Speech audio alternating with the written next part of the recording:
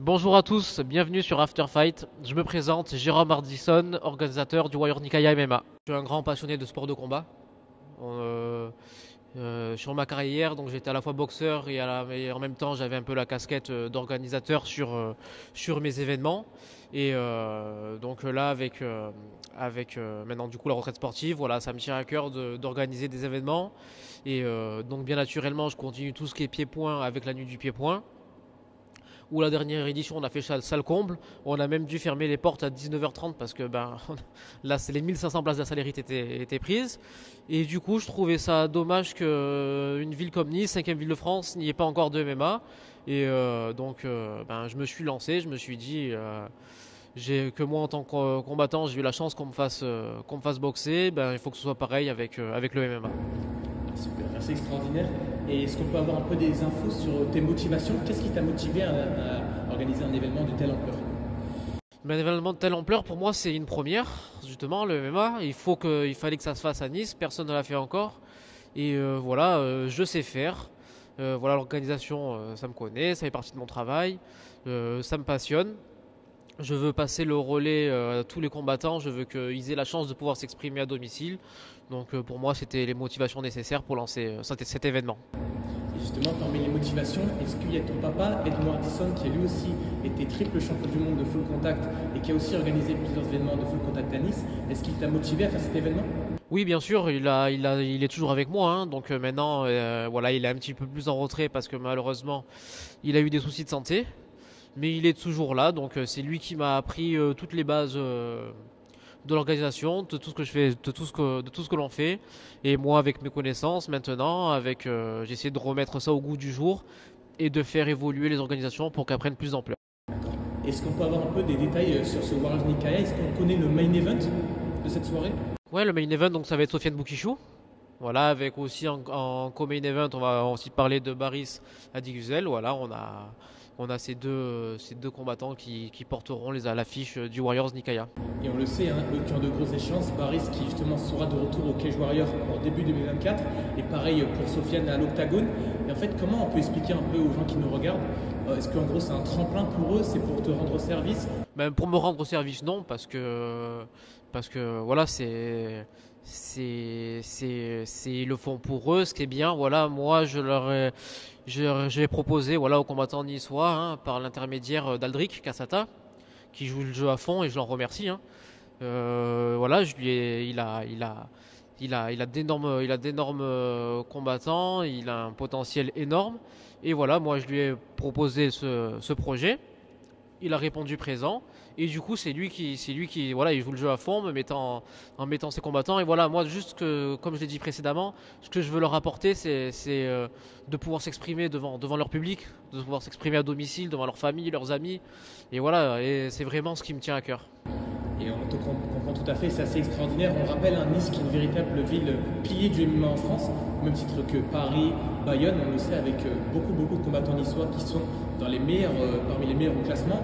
On pense notamment à Manon qui est troisième de la catégorie des poids mouches à l'UFC, à Paris qui a mis le KO de l'année au Cage Warrior.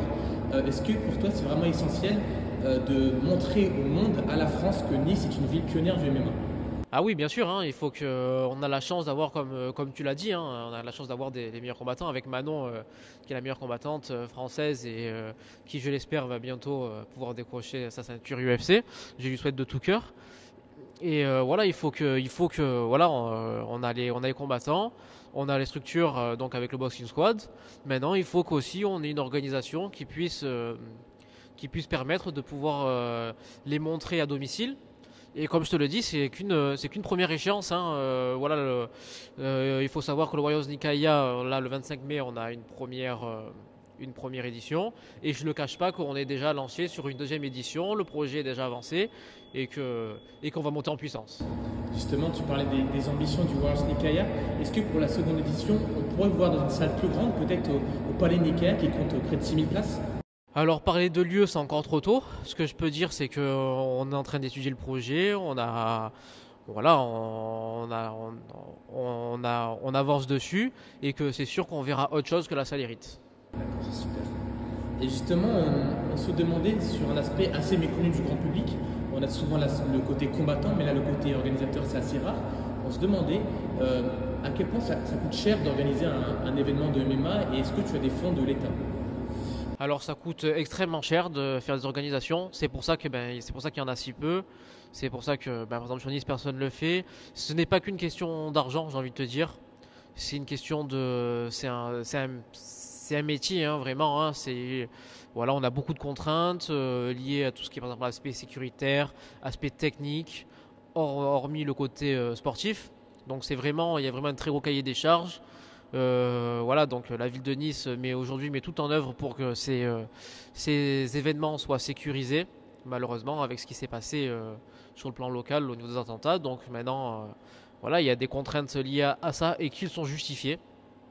Donc aujourd'hui, on fait tout pour réunir toutes ces conditions, et c'est pour ça que voilà, c'est difficile d'arriver à organiser.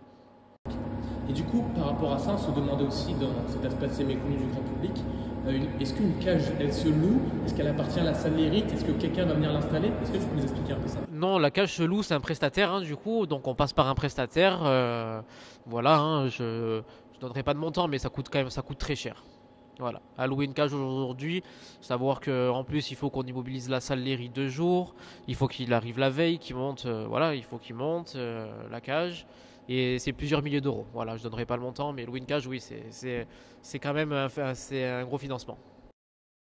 Fini avec l'argent évidemment, on parle de l'aspect et les ambitions qui peuvent être incroyables pour le Warriors Nikaya. Comment tu vois ton organisation dans 5 ans? Je me donne pas de limite, donc ça a toujours été ma façon en tant que boxeur. Là c'est pareil en tant qu'organisateur, hein, je suis quelqu'un qui regarde toujours devant, qui voit toujours plus haut, quitte à me casser la figure, hein, mais je me donne pas de limite. Je sais que voilà, comme je dis, moi je sais faire, je sais organiser. Les seules limites que j'ai, c'est le côté financier. Voilà, donc c'est du moment que j'ai moyen d'organiser, je sais que je peux faire jusqu'au plus haut niveau. Donc Jérôme, il y a une question que les puristes de MMA se posaient un peu.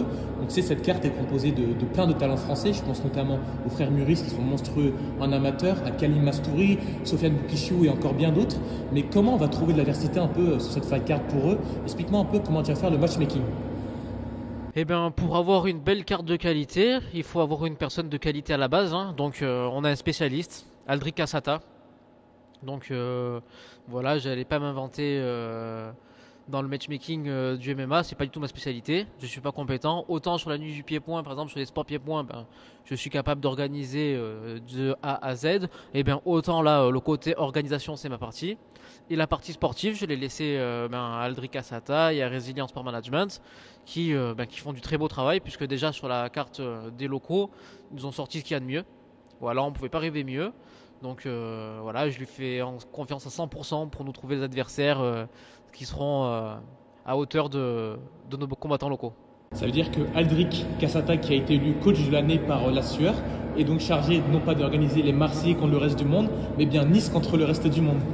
C'est exactement ça, voilà.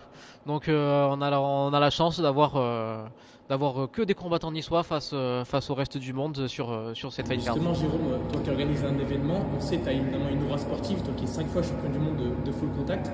Pour parler un peu de toi, raconte-moi ton plus beau souvenir en tant que sportif.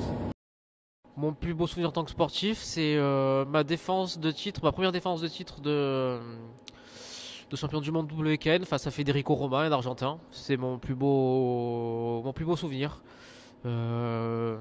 Pour être honnête, j'adore boxer. Voilà, cette adrénaline, monter sur le ring et tout. Par contre, maintenant que je suis à la retraite, hein, je peux le dire, hein, je suis un feignant. Je détestais m'entraîner. Voilà, du moment qu'il y avait de la mise de gants, j'adorais ça. Qu'il y avait du sparring, j'adorais ça. Mais quand il fallait faire des prépas physiques et tout, si je pouvais simuler une maladie, je le faisais. Donc voilà, mais c'est mon plus beau souvenir parce que j'avais un très bon adversaire.